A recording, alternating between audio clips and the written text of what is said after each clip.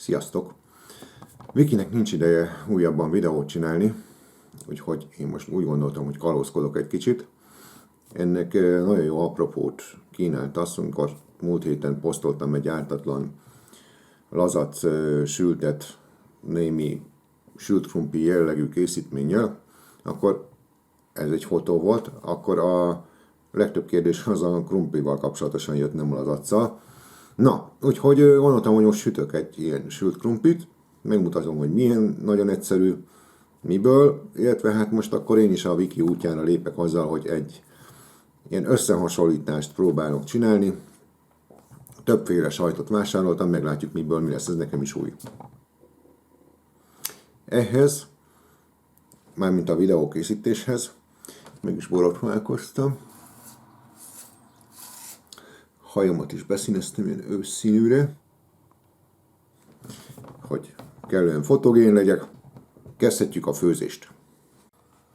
Háromféle sajtot vásároltam ehhez a helyi Aldiba. Ez a múltkori posztban is látható halloumi sajt, ez egy ciprusi tradíció. Alapvetően azt hiszem kecske sajt, vagy kecske és jutejből együtt, nem tudom pontosan. Ez egy egyszerű grill sajt, valami hasonló összetétellel szerintem. És ez meg egy kecske sajt, meglátjuk, ezeket most föl fogom szeretelni, és zsírba is, illetve airfryerban is megpróbálom megsütni. A grill sajtok és a kemény sajtok között alapvetően annyi a különbség, hogy míg a grill sajtok úgymond valamilyen szinten ilyen ruganyos anyagok, addig a kemény sajtok azok alig benyomhatóak, tehát érdekes az, hogy mi süt ezekből ki. No, akkor jött a szeretelés. Addig pegykálkodok egy kicsit. Ugye említettem, hogy Viki nem nagyon készített újabb videót az elmúlt 3 hétben. Ennek több oka van. Az utóbbi időben volt egy-két változás az életünkben, ami miatt egy kicsikét most úgy besűrűsödött, főleg az ő programja, az enyém nem sokat változott. Egyik az, hogy megélhetési forrásunknak egyik alapja volt a vendégházüzemeltetés. Ezt a jelen pillanatban, ahol élünk, ennek a háznak a felső szintjén végeztük, és hát Viki úgy döntött, hogy befejezi ezt.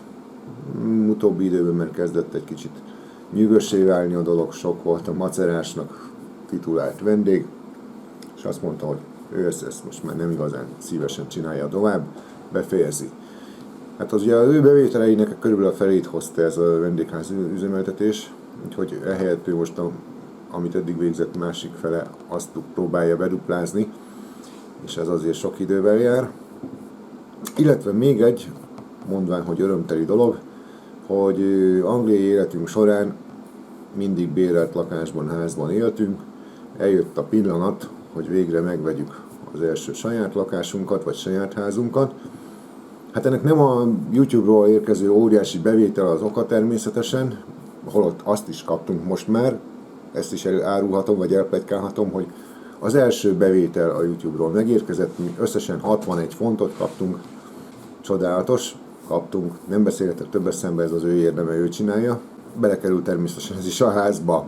Na, közben ugye eljutottunk odáig az elmúlt 3 hétben, hogy kiválasztottunk egy házat, adtunk rá egy ajánlatot, azt az eladó elfogadta, és indulhat az adásvételi procedúra, ami itt Angliában eléggé hosszadalmas műsor, van akinek fél év, van akinek nagy szerencséje van, annak esetleg áthút 3 hónap alatt is, tehát mindenképpen macerásabb, mint ahogy az Magyarországon zajlik, vagy megszokott. Na, mit vannak a felszeretelt alapanyagok? Ti biztosan jobban fel tudjátok, ügyesebben fel tudjátok szeretelni, mint én tettem, és kezdődhet a sütés. Elsőre a halloumi sajtot raktam be, ezzel elméletileg nem érhet nagy meglepetés, csak keveset, hogy maradjon még a zsírban sütéshez is, úgyhogy nézzük, mi lesz. Azt mondja, hogy ha tudnám, hogy is kell ezt kezelni, azt hiszem be kell kapcsolni. Így van. Aztán a 180 fok maradhat, a időből leveszünk egy kicsit, mondjuk 10 perc. Go!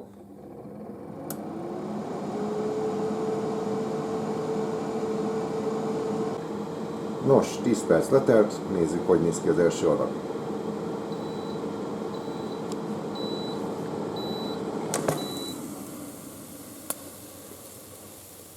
Nem rossz, nem rossz. Körülbelül erre számítottam. Jó, akkor rakjuk a következőt. Ez a sima grill sajt. Azt nem tudom, mondtam, hogy azért sütök ilyen keveseket, mert elég kicsi a csomag, hogy is csináltam, vele bekapcsolom. És hogy maradjon most túl sok, úgy. Tehát maradjon a zsíros sütéshez is, nem teszek be mindent a airfryerbe. Go!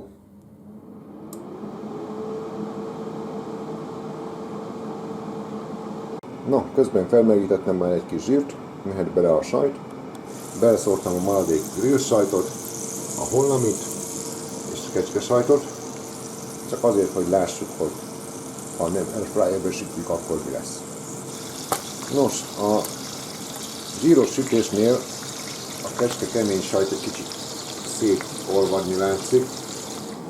No, készül a második adag, ami a sima grill sajt.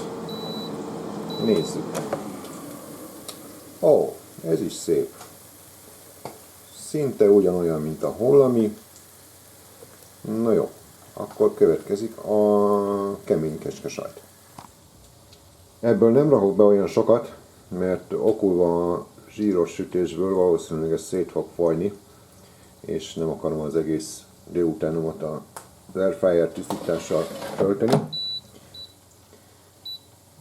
Maradjunk a 7 percnél. Ezzel go!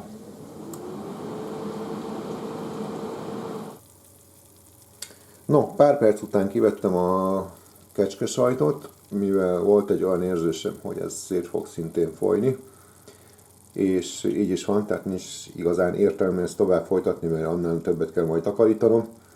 Ez nem igazán az a fajta, amivel sült krumpli jellegű készítmény gyártható, tehát mindenképpen a grill sajtok, bármilyen szerintem jó sajt vagy kecskesajt, ami grill sajtnak van árulva, megfelel erre a célra, a kemény sajtok nem annyira, még hogyha kecsketejből van, akkor sem. Na, közben elkészült a zsíros sütés is, tehát a bal oldalon látszik a hollami és a grill sajt, a jobb oldalon pedig a kemény kecskesajt. Tehát hasonló az eredmény, mint ahogy a airfryerben is látszik, tehát a grill sajt, illetve a hollami szépen megpirult, a kecskesajt egy kicsit szétfolyt, attól függetlenül megpirult. Tehát ha valaki sült krumpli jellegű köretet szeretne, akkor az előző kettőt tudom ajánlani. Ha nagy volumenben, nagy mennyiségben készül, akkor én azt mondanám, hogy a serpenyő az egy gazdaságosabb megoldás, mint a airfryer. Lehet, hogy egy kicsit kevesebb zsírt tegyetek bele, mint amit én használtam, mert ahogy néztem, a pirulás inkább ott ment, ott volt gyorsabb, ahol kevésbé volt zsírban a sajt. Első próbálkozásra nem olyan rossz így sem.